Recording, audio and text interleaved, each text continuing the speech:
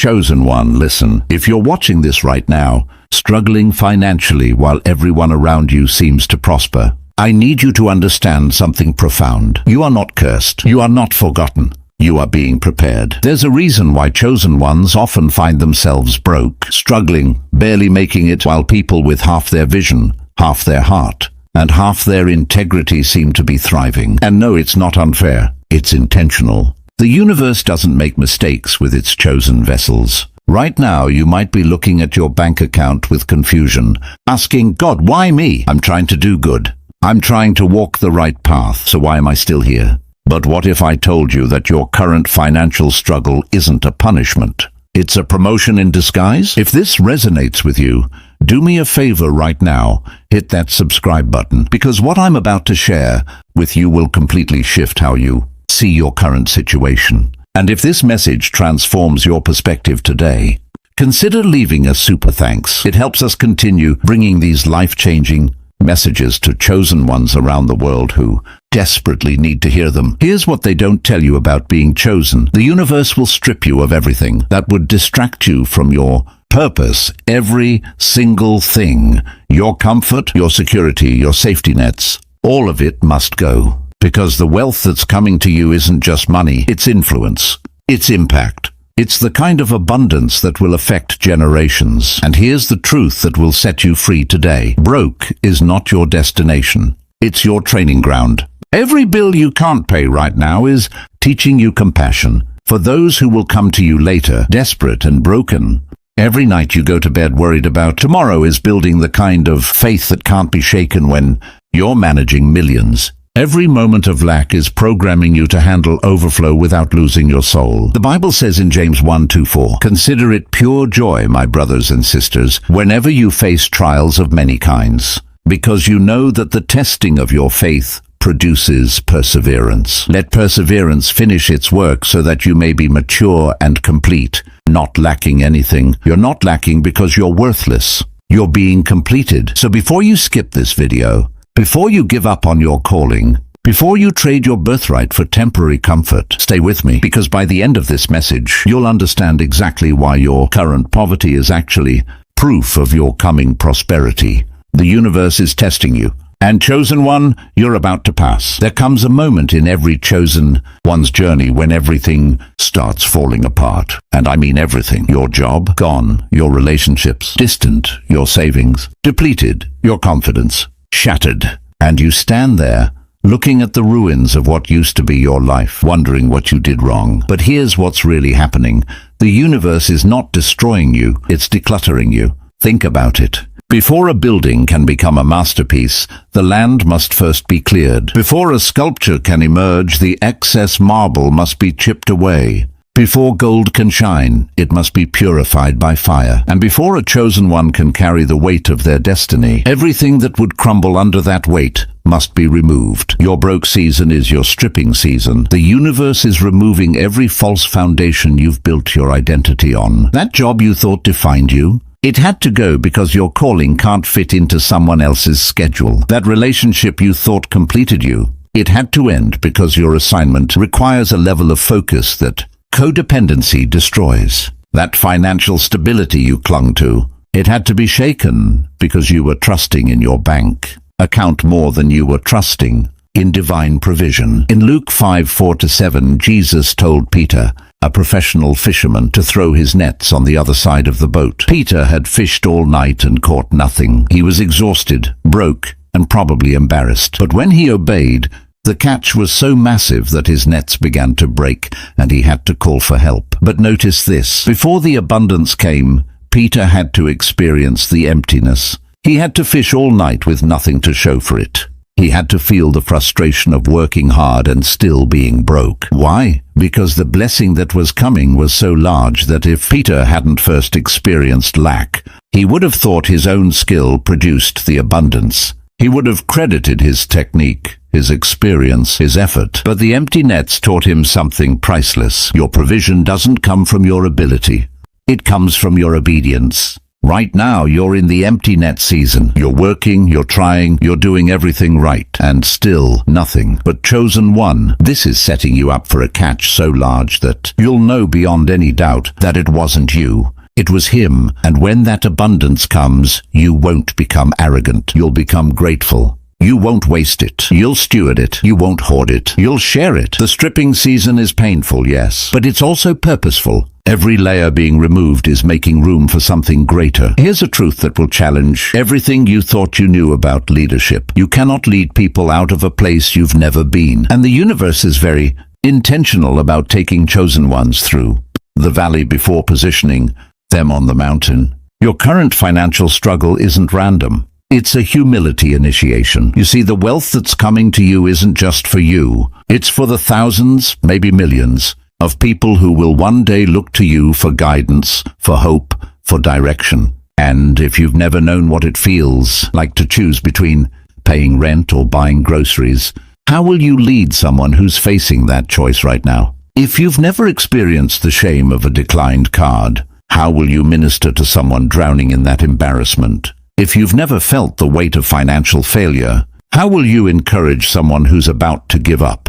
The universe sends you to the bottom so that when you reach the top, you remember what the bottom feels like. Moses spent 40 years in the wilderness before he could lead the Israelites out of Egypt. David spent years running from Saul, hiding in caves, before he became king. Joseph spent years in a pit and then in prison before he became second in command of Egypt. Jesus himself was born in a manger, not a palace. Do you see the pattern? Greatness is always preceded by humility. Authority is always birthed in adversity. And wealth that sustains is always forged in seasons of want. In Philippians 2:5-8, Paul writes about Jesus saying, "He made himself nothing by taking the very nature of a servant. He humbled himself by becoming obedient to death." The King of Kings chose humility, not because he was weak, but because he understood that true power is rooted in service, and you cannot serve people you cannot relate to. Your broke season is teaching you empathy.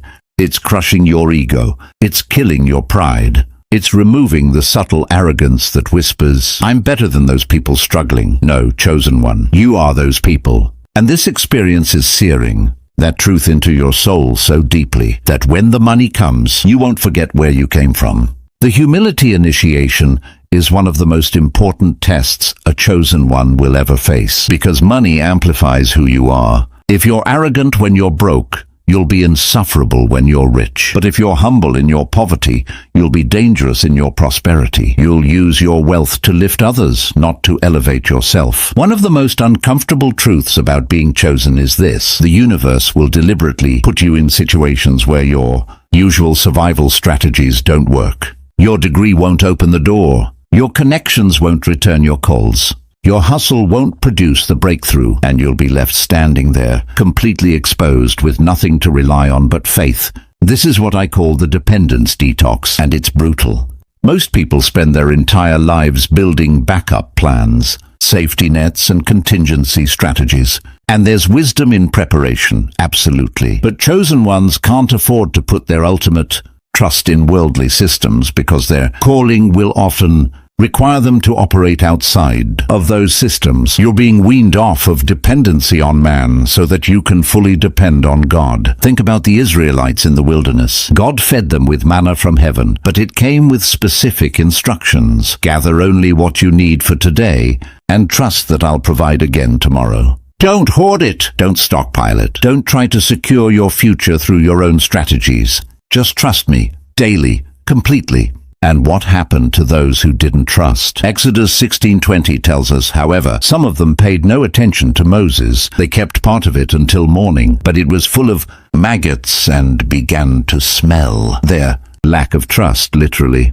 caused their provision to rot. Your broke season is your manna season. The universe is teaching you to trust in daily provision, not in accumulated security. Because the assignment you're being prepared for will require a level of faith that can't coexist with the illusion of self-sufficiency. Here's what's happening right now in your life. Every human system you tried to rely on is failing you. That job you thought was secure? Unstable. That person you thought would help you? Unavailable. That opportunity you thought was guaranteed? vanished, and it feels like betrayal. It feels like abandonment, but it's actually liberation. The universe is freeing you from the slavery of depending on systems that were never designed to support your destiny. You were trying to fit your giant calling into the tiny box of conventional success, and it was suffocating you. So the universe is kicking out the bottom of that box. And yes, it feels like falling, but chosen one, you're not falling, you're being launched. The dependence detox hurts because it reveals how much you were trusting in your own understanding instead of leaning on divine guidance. Proverbs 3:5-6 warns us, "Trust in the Lord with all your heart, and lean not on your own understanding. In all your ways submit to him, and he will make your paths straight." Your path couldn't be straightened while you were still clinging to crooked strategies. Here's a question that should shake you. If you received $1 million tomorrow, would you be the same person a year from now? Or would the money change you? Be honest, because the universe already knows the answer. And that's exactly why you don't have the $1 million yet. Not because you don't deserve it, but because you're not ready for it. And the broke season you're in right now, it's the character crucible that's preparing you to handle wealth without it destroying you. Money is a magnifier. It doesn't change who you are. It reveals who you've always been. If you're selfish when you're broke, you'll be a monster when you're rich. If you're dishonest in small things, you'll be corrupt in large things. If you can't manage a little, you'll waste a lot. And the universe knows this. God knows this. That's why Luke 16:10 says, "Whoever can be trusted with very little can also be trusted with much. And whoever is dishonest with very little will also be dishonest with much." Your current financial struggle is a test of your character. How are you treating people when you have nothing to give them? Are you still generous with your time, your energy, your encouragement? Are you still honest when dishonesty could solve your immediate problem? Are you still grateful when you have every reason to be bitter? These questions matter because your answers are determining your readiness for the next level. Think about Abraham. God promised him descendants as numerous as the stars, but then asked him to sacrifice his only son, Isaac. Why would God do that? Because God needed to know if Abraham loved the promise more than he loved the promise giver. God needed to test Abraham's character before expanding his legacy. You're in your Isaac moment right now. The universe is asking, will you still worship me when it doesn't make sense? Will you still trust me when you can't see the provision? Will you still walk in integrity when no one's watching? And cutting corners would be so easy. Your broke season is forging something in you that prosperity could never build. Unshakable character. You're learning to be faithful when it's hard. You're learning to be honest when it's costly. You're learning to be generous when you have nothing. And these lessons are creating a foundation strong enough to hold the wealth that's coming. The character crucible is hot. It's uncomfortable. It's refining. But it's also necessary because, chosen one, you're not being prepared for a little blessing. You're being prepared for generational wealth. And that requires generational character. When you're broke, it's hard to see anything beyond your immediate needs. The vision gets blurry. The dream feels distant. The calling seems impossible, and you start questioning everything. Did I really hear from God? Was this whole chosen one thing just my imagination? Maybe I should just be realistic and settle for normal. But here's what's happening. Your physical struggle is actually clarifying your spiritual vision. See, when you have money, comfort, and security, it's easy to get distracted. You start pursuing things that look good, but aren't aligned with your purpose. You start saying yes to opportunities that pay well but drain your soul.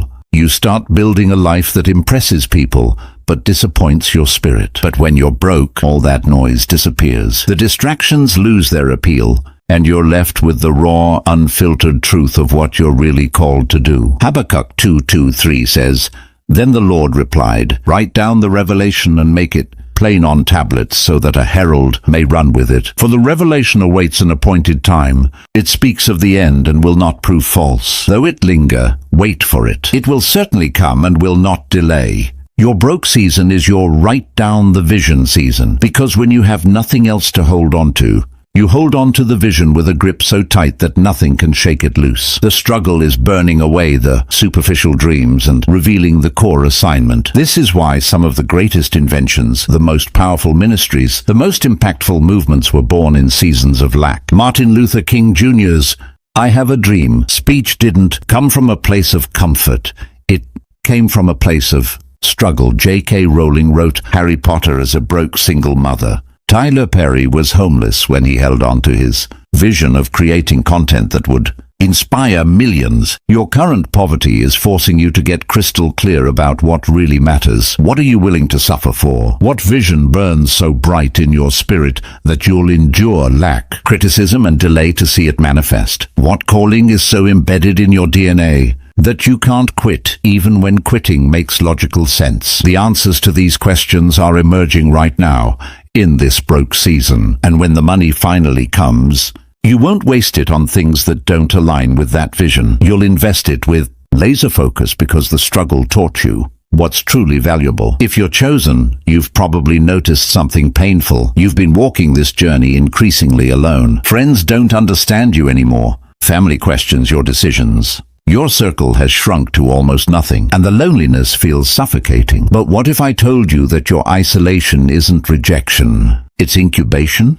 There are certain levels of transformation that can only happen in solitude. There are certain conversations with the divine that can only occur when human voices are silenced. There are certain strengths that can only be developed when you have no one else to lean on. Your broke season has likely intensified your isolation. People disappear when you can't contribute financially. Invitations stop when you can't afford to participate. Relationships fade when you're no longer operating in the same social circles. And it hurts deeply. But chosen one, you're not being abandoned, you're being separated. In Genesis 12:1, God told Abraham, "Go from your country, your people, and your father's household to the land I will show you." Before the promise could manifest, Abraham had to be separated from everything familiar. The isolation wasn't punishment, it was preparation. Your broke season has separated you from people who were attached to your potential, not your purpose. Relationships that were draining your energy without filling your spirit. Environments that were limiting your growth to keep you comfortable. Distractions that were delaying your destiny. And yes, it's lonely, but it's also necessary, because what's being built in you right now requires silence. The vision being downloaded into your spirit requires stillness. The strength being forged in your character requires solitude. You're in the incubation phase, and just like a baby in the womb develops in isolation before being introduced to the world, you're being developed in this isolated season before your public introduction. Jesus himself withdrew to lonely places to pray. Luke 5:16.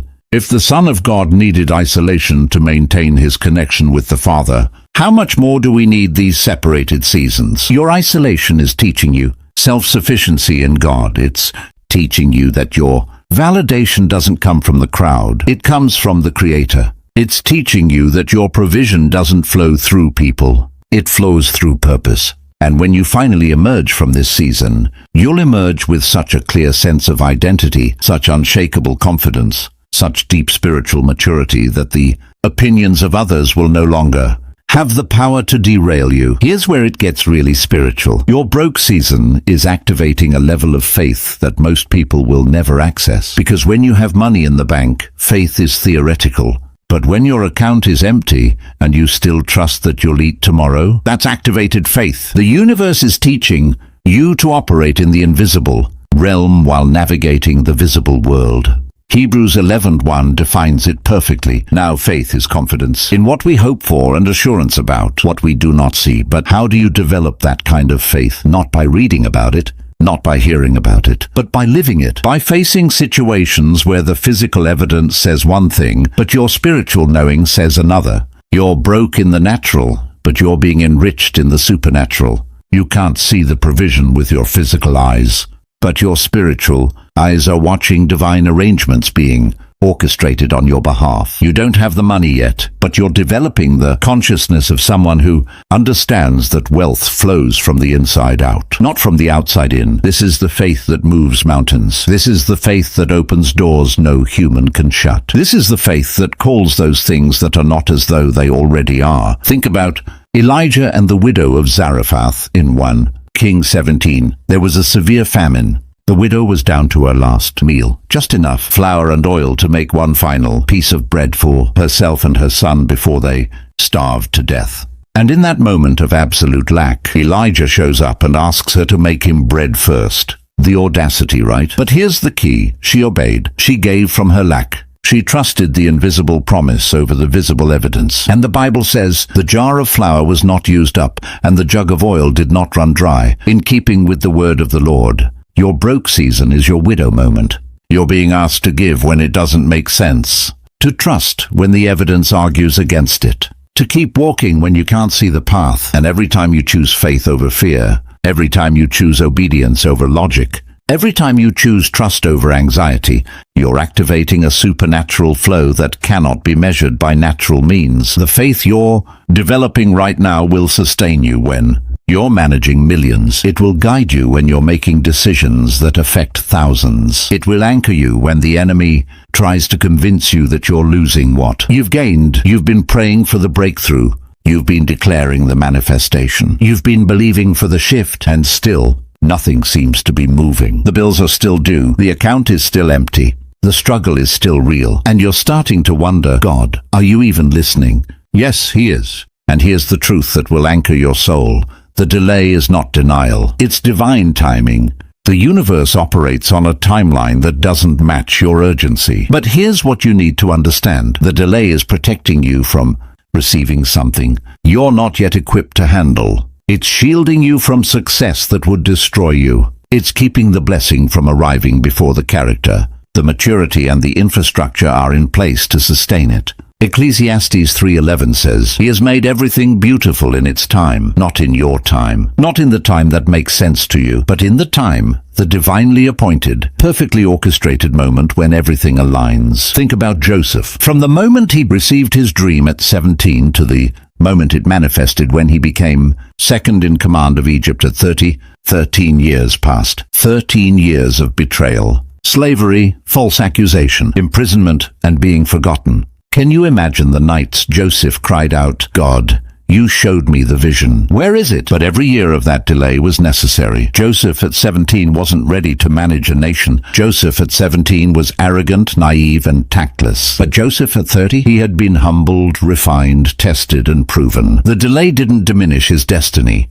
It developed him for it. Your delay is doing the same thing. While you're waiting, you're being positioned with the right people who will support your next level, protected from opportunities that look good but would derail your purpose, prepared internally so that when the external breakthrough comes, you can sustain it, purified from motives that would contaminate your blessing. Right now, behind the scenes, in the invisible realm, things are being arranged on your behalf. Doors are being unlocked. Connections are being orchestrated, resources are being redirected, and when the appointed time arrives, everything you've been waiting for will manifest so quickly, so abundantly, so undeniably that you'll understand why you had to wait. The timing is perfect, even when it doesn't feel like it. So let's bring this full circle. You started this video broke, confused, maybe even discouraged. But if you've made it this far, something inside you has shifted. You're starting to see your struggle differently, not as a curse, but as a curriculum. And here's the prophetic word you need to hear today. Your broke season is coming to an end, not because the struggle wasn't real, but because you've passed the test. You've been stripped, humbled, detoxed, refined, clarified, isolated, activated, and timed. And now, the universe is about to release what it's been holding in reserve for you. Isaiah 43:19 declares, See, I am doing a new thing. Now it springs up. Do you not perceive it? I am making a way in the wilderness and streams in the wasteland. Your wilderness season is about to bloom. Your wasteland is about to flow with abundance. But here's what's crucial. When the money comes, remember the lessons. Remember what the broke season taught you. Remember the compassion you developed. Remember the faith you activated. Remember the character you built, because the abundance isn't just a reward. It's a responsibility. You're about to be promoted from surviving to stewarding, from receiving to distributing, from being blessed to being a blessing, and everything you endured in the valley has prepared you to thrive on the mountain without losing your soul. The wealth that's coming to you will be different from worldly wealth. It will carry a purpose. It will flow with anointing. It will multiply with intention. And it will be used to advance kingdom agendas, to heal broken systems, to restore broken people, to fund divine visions. So, chosen one, lift your head. The test is almost over. The promotion is at the door, and when you step into your season of abundance, You won't step in empty-handed. You'll carry with you every lesson, every scar, every testimony from the broke season. And those who are still in the valley will look at you and say, if they made it through, so can I. Your broke season was never meant to break you. It was meant to build you. And now you're about to walk in the fullness of everything you were prepared for. The universe tested you. And chosen one, you passed. If this message resonated with your spirit, share it with another chosen one who needs to hear it. Subscribe for more truth. And remember, your current season is temporary, but your calling is eternal. Walk in faith. Your abundance is closer than you think.